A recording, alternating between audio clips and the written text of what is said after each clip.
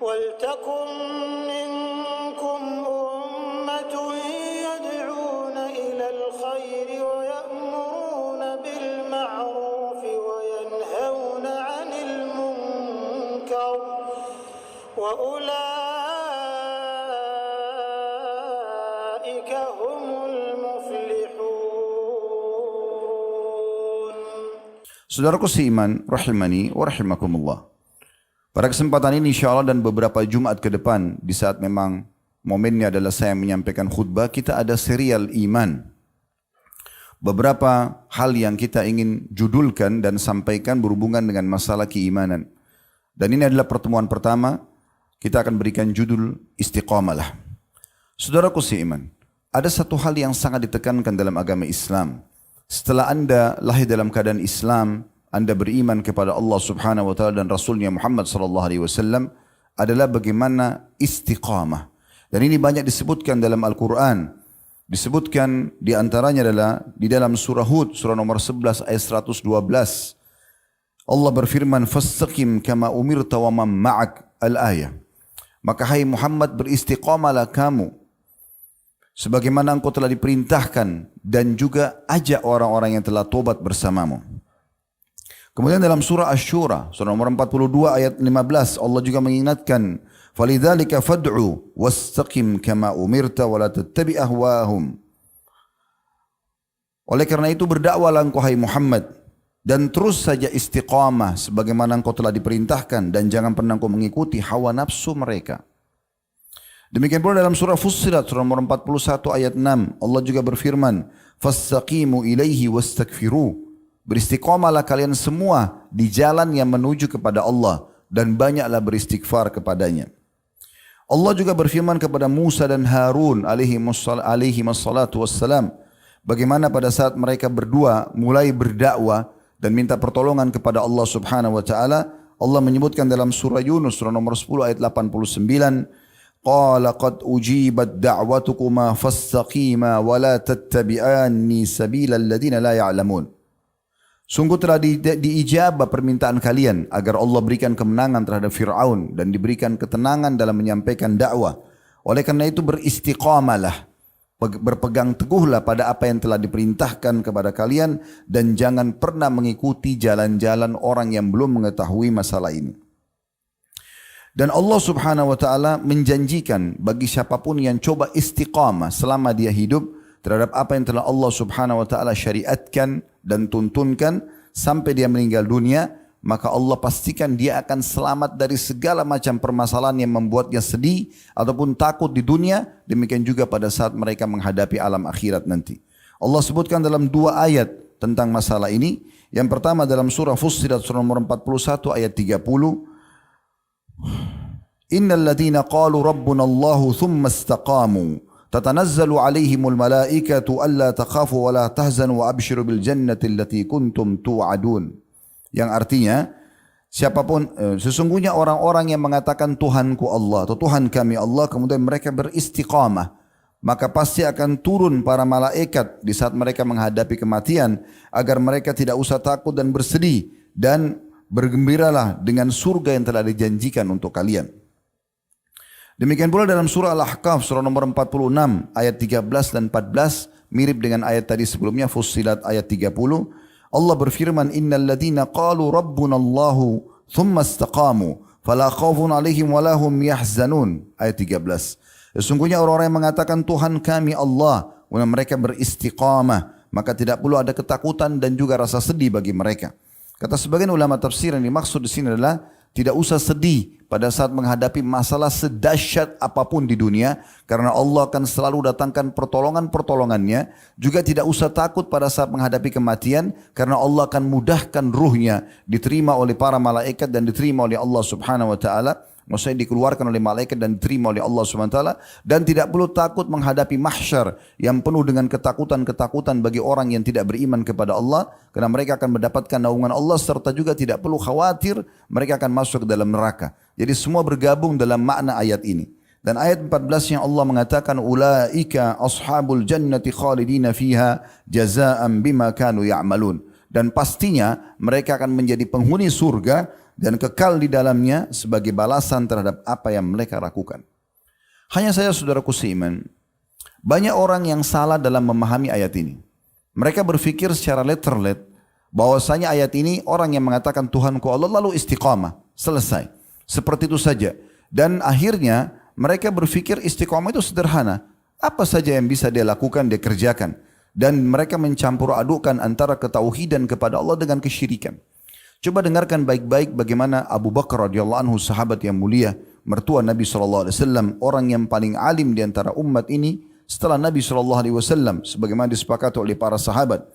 Beliau pernah bertanya kepada beberapa sahabat yang ada di sekelilingnya, kira-kira menurut kalian apa yang dimaksud dengan firman Allah, innal ladina qalu rabbunallahu thumma istaqamu.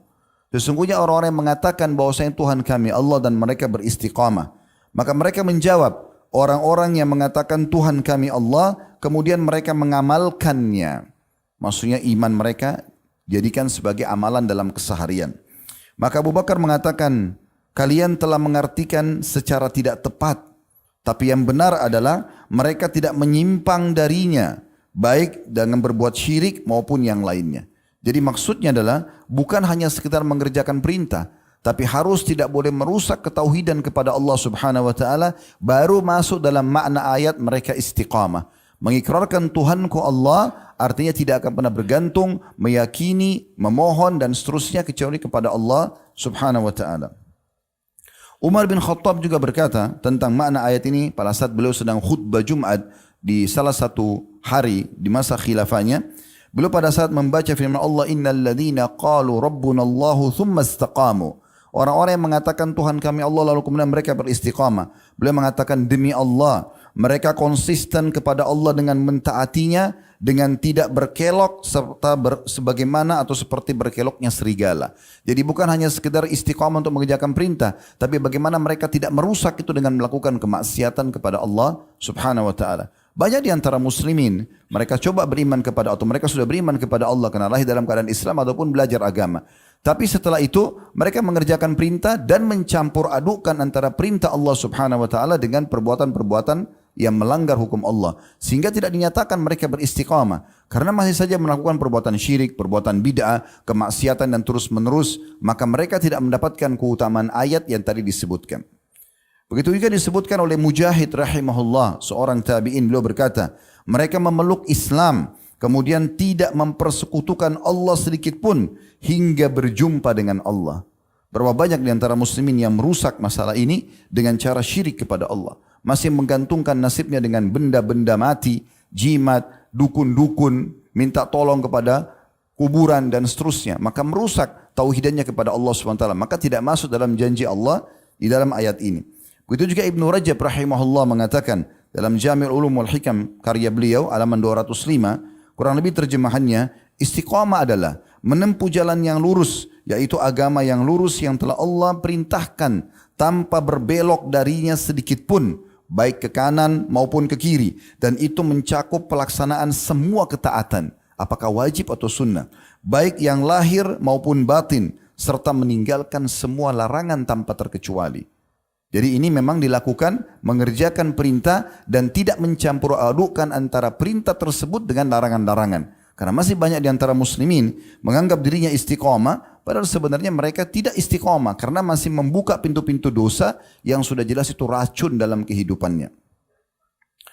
Demikian juga dalam sebuah hadis yang sahih riwayat Imam Muslim, pernah ada seorang sahabat mengatakan kepada Nabi SAW, kulli fil islami qawlan la as'alu anhu ahadan ghairak.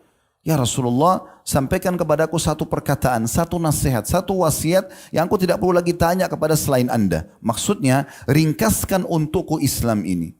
Supaya aku jadi faham dan tidak perlu lagi aku bertanya. Maka Nabi SAW memberikan sebuah potongan kalimat yang luar biasa. Beliau mengatakan, kul amantu billah thumma istaqim.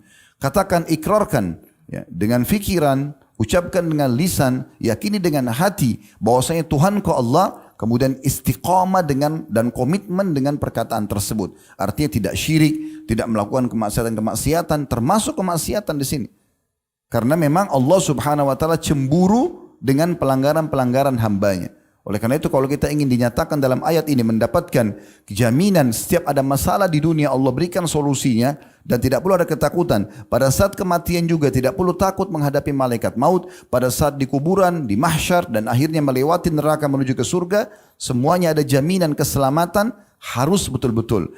Begitu beriman kepada Allah, mengerjakan perintah dan tidak mencampur adukan sekali lagi perintah tersebut dengan kemaksiatan. Kemudian juga di dalam sebuah riwayat yang perlu kita jadikan bahan renungan, memang disebutkan dalam hadis ada masa di mana iman kita melemah. Tetapi di masa melemah itu harus digunakan menuju kepada sunnah Nabi SAW atau agama ini. Dan jangan pada saat kita melemah justru membuka pintu-pintu dosa. Dengarkan baik-baik hadis diriwayatkan Imam Ahmad. Kata Nabi SAW, Inna likulli abidin syirrah.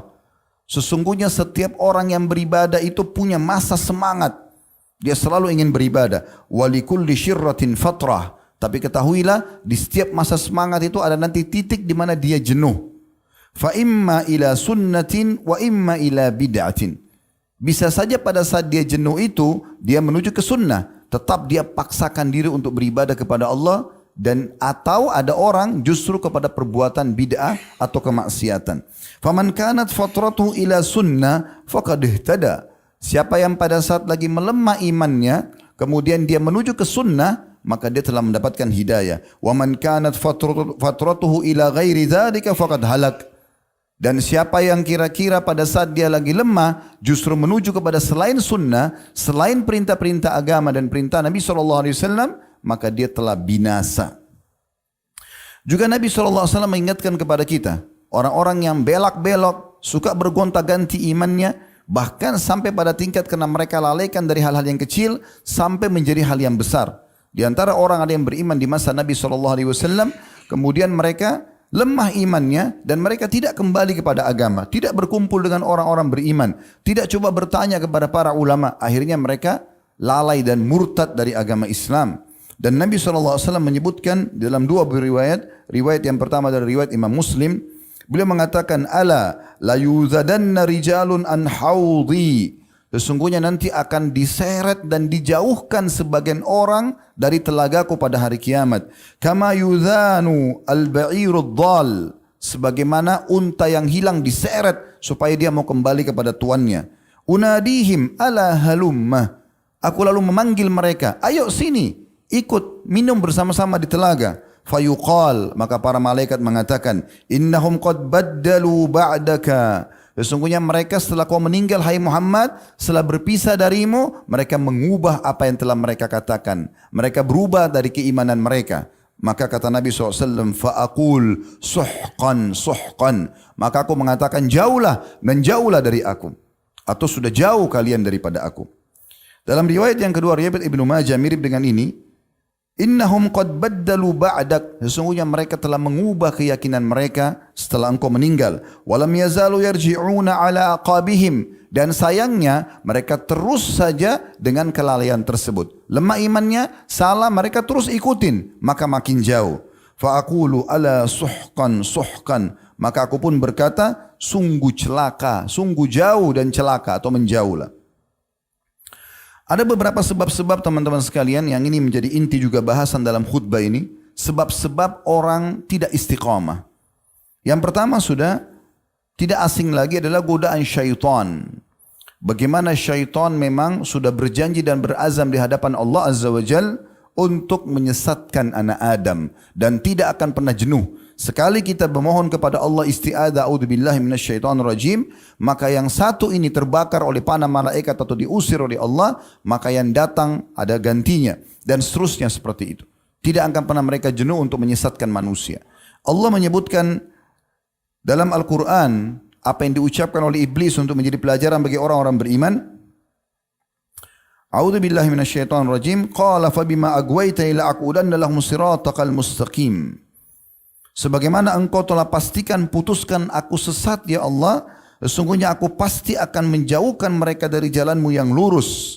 Thumma la'atiyannahum min baini aydihim, dan aku pasti akan menggoda mereka dari hadapan mereka, wa min khalfihim, dan dari belakang mereka, wa an aymanihim, dan dari sisi kanan mereka, wa an syama'ilihim, dan dari sisi mereka, wa la tajidu aktsaruhum syakirin, dan engkau tidak menemukan mereka termasuk hamba-hambamu yang bersyukur. Tapi di sini ada sebuah ayat berita gembira yang disampaikan oleh Allah Subhanahu wa taala kepada kita semua. Kalau syaitan, iblis, walaupun berazam seperti ini, tapi Allah sudah patok dia. Allah sudah berikan dia batasan. Dia hanya bisa membisikkan saja. Dan Allah sudah memastikan dalam firman-Nya dalam surah An-Nisa ayat 76, "Inna kaida syaitani kana dha'ifa." Sesungguhnya tipu daya syaitan sangat lemah. Kenapa lemah? Karena dia hanya membisikkan. Kita mau sholat, udahlah nggak usah sholat dulu, nanti aja, tunda. Tinggal kita tolak, selesai. Lihat seorang lawan jenis mungkin tertarik. Banyak bisikannya supaya kita ingin melakukan kemaksiatan. Namun kita menolaknya. Tidak, saya tidak mau misalnya.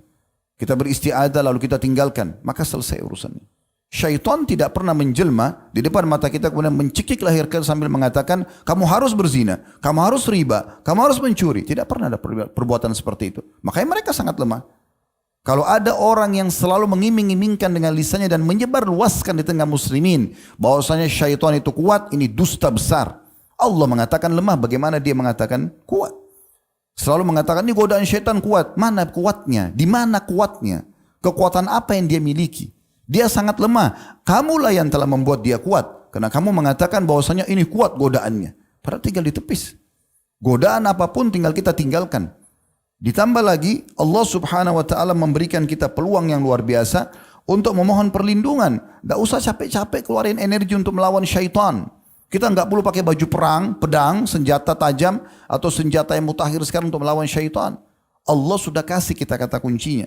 Itu Allah sebutkan dalam surah Al-A'raf. Ya. Di ayat surah nomor 7 ayat 200-nya. Wa imma yanzagannaka minasyaitani nazghun fasta'id billah. Innahu sami'un alim. Kalau seandainya mulai ada godaan syaitan yang membisikkan keburukan kepadamu, maka berlindunglah kepada Allah. Karena Allah maha mendengar, juga maha mengetahui.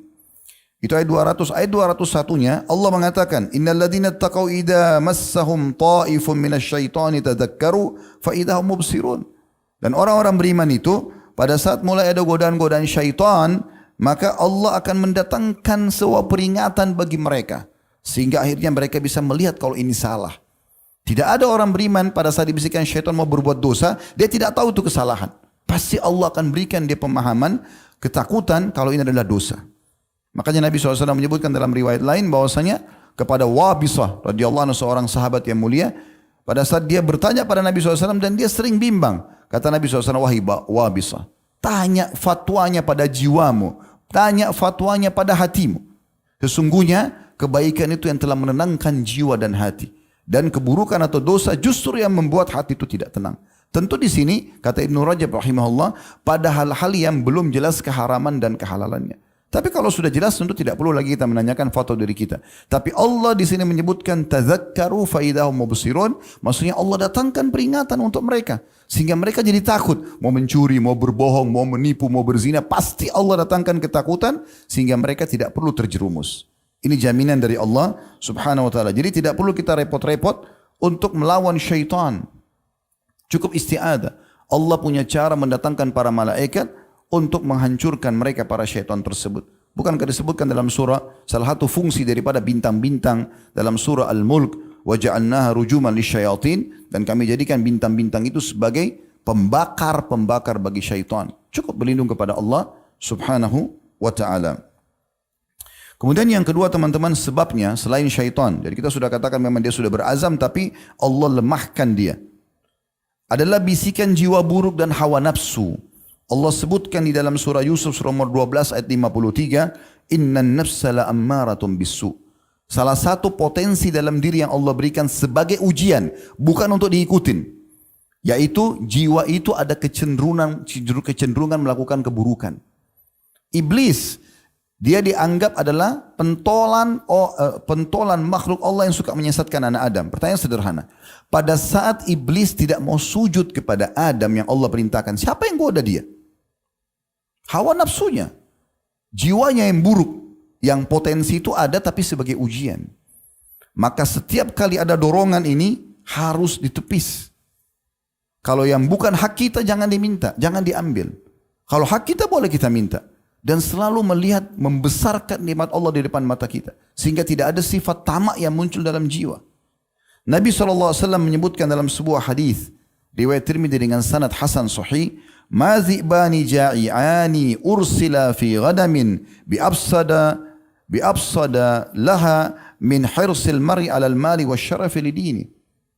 Sesungguhnya dua serigala yang lapar dilepaskan di kelompok domba-domba itu tidak seberat merusak seseorang yang sibuk selalu tamak terhadap kedudukan dan juga harta yang akhirnya merusak agamanya.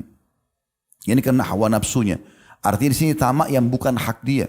Kalau hak dia silahkan. Tapi kalau bukan hak dia, maka ini tidak boleh. Demikian juga dalam hadis yang lain, Nabi SAW menyebutkan dalam hadis riwayat Al-Baihaqi, "Ma dhi'bani ja'i'ani dhariyani." Tidak ada dua ekor serigala yang lapar juga buas.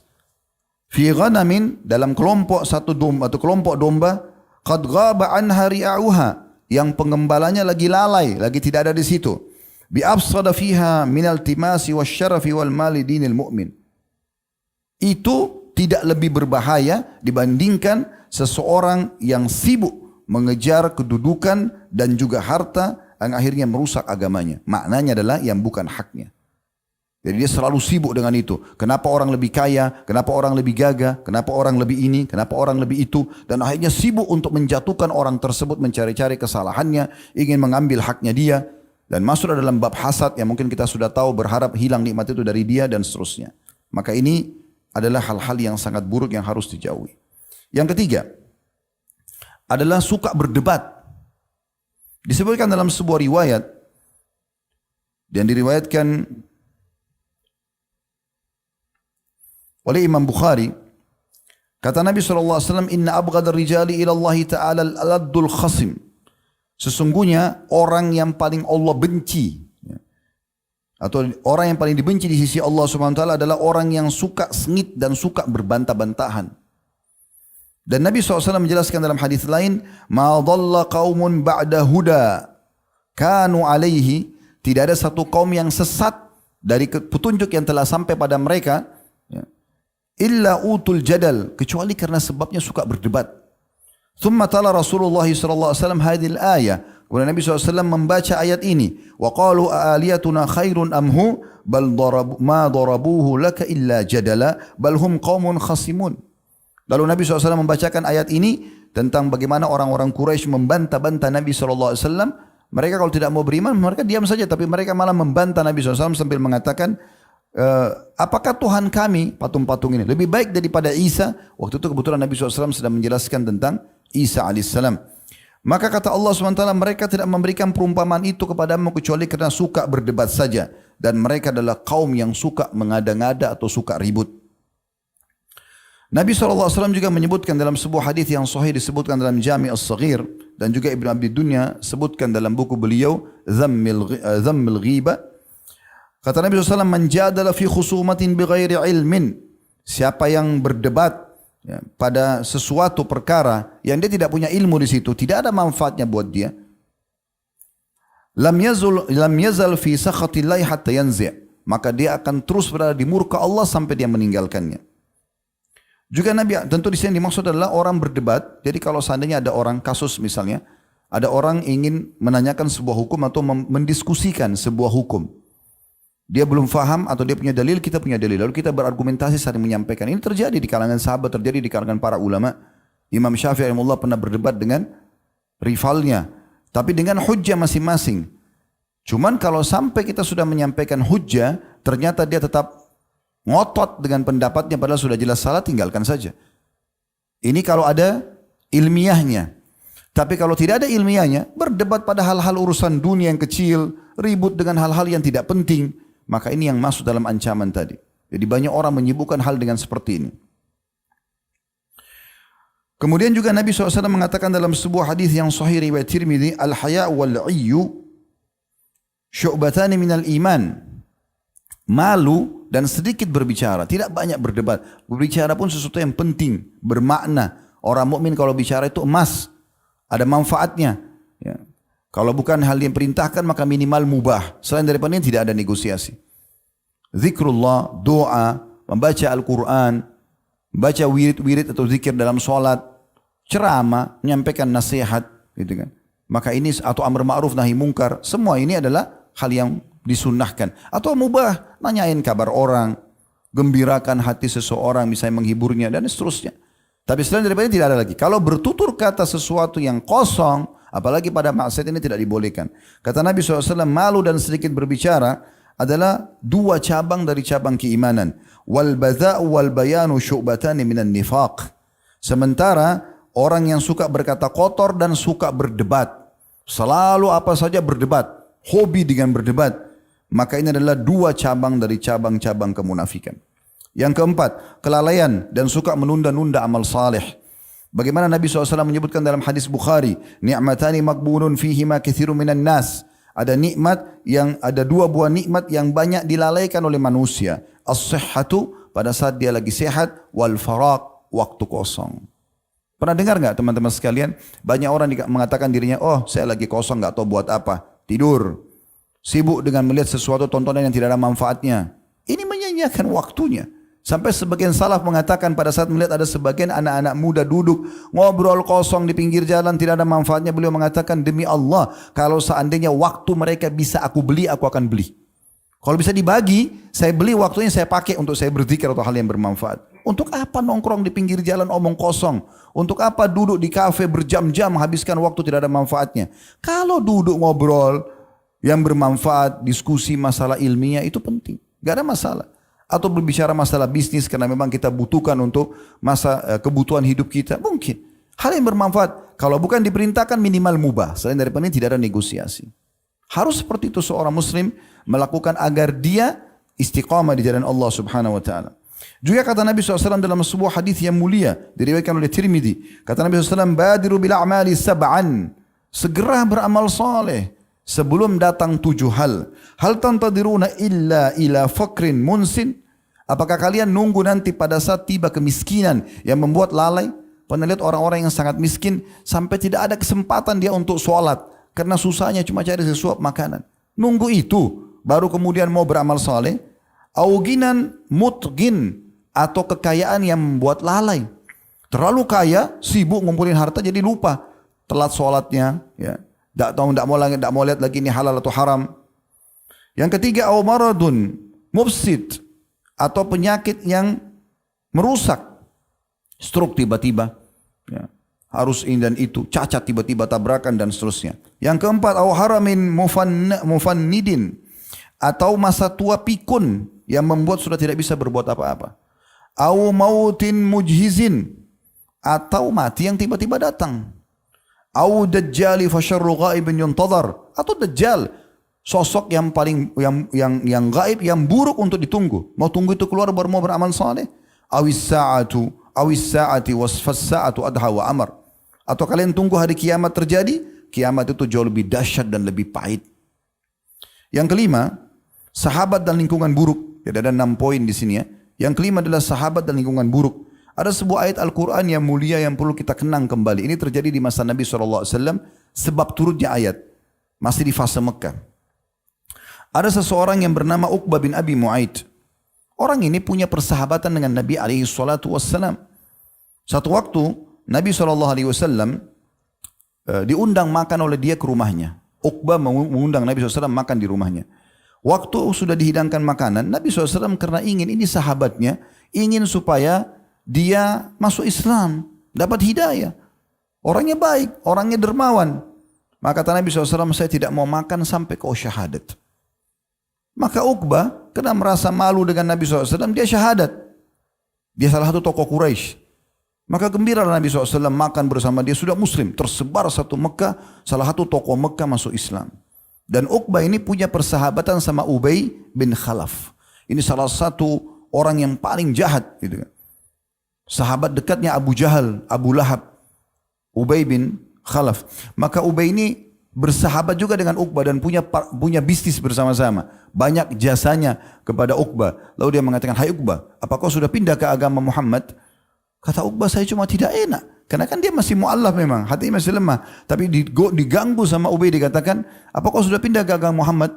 Kalau begitu putus semua bisnis kita, putus semua hubungan kita. Kecuali kau nyatakan, kalau kau keluar dari agama Muhammad tidak cukup di situ. Kau harus ludahi mukanya Muhammad.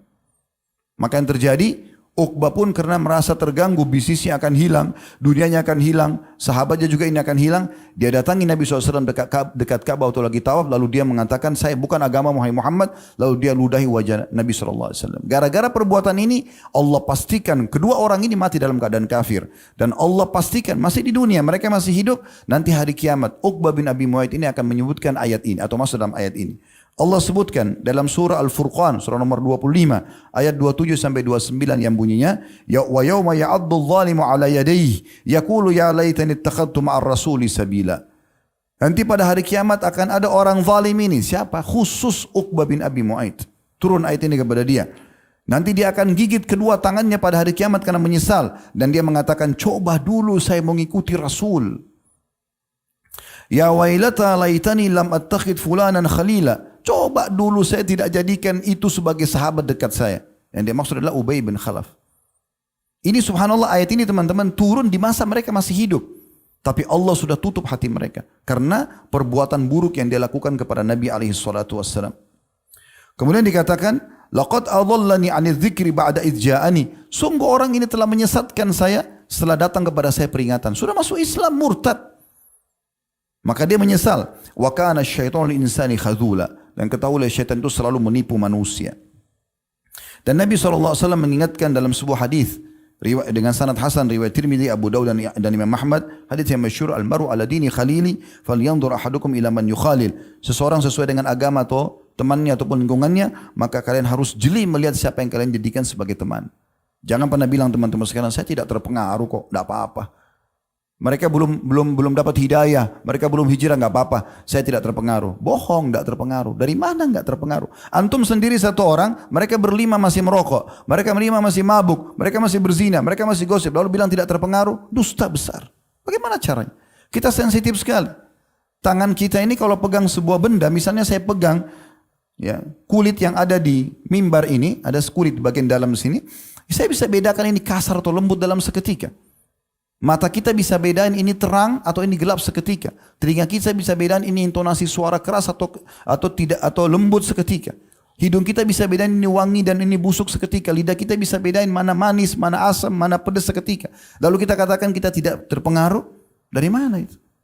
Para salafus saleh lari dari orang-orang yang berbuat syirik, berbuat bid'ah, lari dari mereka, lari dari orang-orang yang berbuat kemaksiatan. Kalau mereka datang minta nasihat, iya. Tapi kalau untuk duduk bersama-sama tentu mereka menghindar. Karena kalau kita duduk dan didominasi oleh mereka berbicara, bahkan pasti kita terpengaruh. 2 jam duduk nonton film India, oh saya tidak terpengaruh. Dusta besar. Bagaimana caranya? Ada sedih, ada senang, ada lagu, ada perempuan terbuka, orang tidak terpengaruh. Sebagaimana juga kalau kita nonton ceramah, kita akan terpengaruh. Maka harus ambil keputusan ini. Tidak boleh mencampur adukan antara amal soleh dan iman dengan maksiat. Tidak boleh. Amal soleh ditentukan oleh Allah SWT untuk dipelajari dan diterapkan. Maksiat itu untuk dipelajari dan dijauhi, bukan dicoba. Enggak usah bilang saya mau coba dulu zina itu seperti apa, khamr seperti apa, itu babi seperti apa. Enggak perlu. Disampaikan oleh Allah untuk dijauhi, sudah enggak usah coba. Selesai urusannya. Selamatkan diri antum sebelum terlambat. Yang bisa menentukan hanya kita sendiri. Maka hati-hati. Yang terakhir teman-teman sekalian adalah tidak berdoa memohon istiqamah. Ini salah satu sebab juga. Harus kita selalu ucapkan. Kenapa kita ulang-ulangi Al-Fatihah? Ihdinas siratal mustaqim. Tunjukkan kami jalan yang lurus. Nabi Muhammad SAW saja baca ini. Padahal sudah jelas-jelas Nabi. Beliau ulang-ulangi. Sahabat ulang-ulangi. Al-Fatihah surah yang paling agung dalam Al-Quran. Bahkan dalam sebuah riwayat, pernah Nabi SAW sering kali ucapin doa ini. Ya musarrifal qulub, sarrif qulubana ala ta'atik. Wahai yang mengalihkan, yang bolak-balikkan hati manusia, maka kokohkan hati kami di atas ketaatan kepadamu. Kata Aisyah, ya Rasulullah, seringkali saya dengar anda baca doa ini. Maksudnya anda ini siapa kok masih baca ini gitu. Kata Nabi SAW, wahai Aisyah, sesungguhnya hati manusia berada di antara jari-jari sang pencipta Allah. Dia membolak-balikan kapan saja. Mungkin saya dibolak-balikan seketika. Kenapa saya tidak mohon kepada Allah? Makin kita merendah kepada Allah, makin kita mohon, maka makin Allah jaga. Makin kita jauh, maka Allah juga makin menjauh kepada kita. Dan bukan mustahil Allah cabut hidayah itu daripada kita. Begitu juga dalam ayat Al-Quran Allah mengajarkan kepada kita agar membaca ini. Selalu membaca dalam surah Al-Imran, surah nomor 3 ayat 8. Yang bunyinya, Rabbana la tuzigh qulubana ba'da idh hadaitana wa hab lana min ladunka rahmah innaka antal wahhab. Wahai Tuhan kami, janganlah engkau condongkan hati kami kepada kesesatan setelah engkau berikan petunjuk kepada kami. Janganlah kami kembali ke masa lalu kami, walaupun sedikit, walaupun cuma melirik, walaupun cuma mengenang atau mengingat. Jangan sampai ada lagi ya Allah, bekasnya semua hilang. Dan juga berilah petunjuk kami dari sisimu dan karuniakan kami rahmat juga, sesungguhnya engkau zat yang maha memberi. Juga Nabi SAW pernah menawarkan kepada seorang sahabat namanya Husain, ya, pakai sod di sini, bukan Husain tapi Husain. Ya. Orang ini sebelum masuk Islam kata Nabi SAW, kalau kau masuk Islam saya ajarkan kamu 2 potong kata, jadi doa yang akan bermanfaat buat kau di dunia dan juga di akhirat. Maka langsung syahadat orang itu. Lalu dia mengatakan, saya menagih anda ya Rasulullah, 2 kata yang anda mau ajarkan kepadaku. Maka Nabi SAW mengatakan, bacalah, Allahumma alhimni rushdi. Ya Allah ilhamkan kepadaku kebenaran itu. Supaya selalu aku bersama kebenaran. Sekali aku beriman ini, aku selalu sama ini. Selalu aku terbentuk sama satu komunitas, amal soleh aku selalu mengerjakannya. Sampai ajal datang. Wa'izni min syarri nafsi. Dan selamatkan aku dari keburukan diriku. Selamatkan aku dari keburukan diriku. Aku lu qauli hadza, saya sudah mengucapkan perkataan ini, wa astaghfirullah li wa lakum, saya istighfar kepada Allah dan mengajak jemaah istighfar kepada Allah. Fastaghfiruhu innahu wal ghafurur rahim. Istighfarlah sungguh dia Maha Pengampun juga Maha Penyayang.